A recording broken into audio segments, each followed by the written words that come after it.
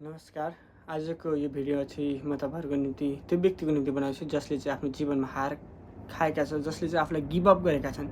म त्यो व्यक्तिहरूलाई यो भन्न चाहन्छु कि आफूलाई गिभ अप नगर्नुहोस्। याद गर्नुहोस्, जब हामी सानो बालक थियौँ, जब हामीले नयाँ साइकल सिक्दैथ्यौँ अनि हामी साइकल सिक्दा कतिचोटि लड्यौँ, हाम्रो घुँडामा कति घाउ लागे, तर पनि हामीले हार मानेनौँ।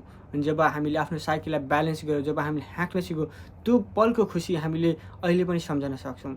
त्यसै गरी अहिले हाम्रो जीवनमा हामी किन हरेस खाने? हाम्रो जीवनमा कति बाधा अड्चन आउँछ, हामी कति ठाउँमा ठेस खान्छौँ, तर पनि हामीले हरेस खाने होइन। हामीले 1 दिन, 2 दिन, 3 दिन गरी महिनौँ दिन, वर्षौँ दिन हामी मेहनत गरौँ। जब मेहनत गर्दै गएपछि हामीले त्यो सफलता हासिल पाउँछौँ अनि सफलता हासिल पाइसकेपछि हामी जुन आनन्द फिल गर्छौँ, त्यो फिल चाहिँ साँच्चै नै त्यो दिन जब हामी साइकल सिकेर आफूलाई चाहिँ खुसी तुल्याएको थियो, त्यसरी नै आजको दिनमा हामीले सक्सेस भयो भने त्यो फिल गर्न सक्छौँ। त्यसैले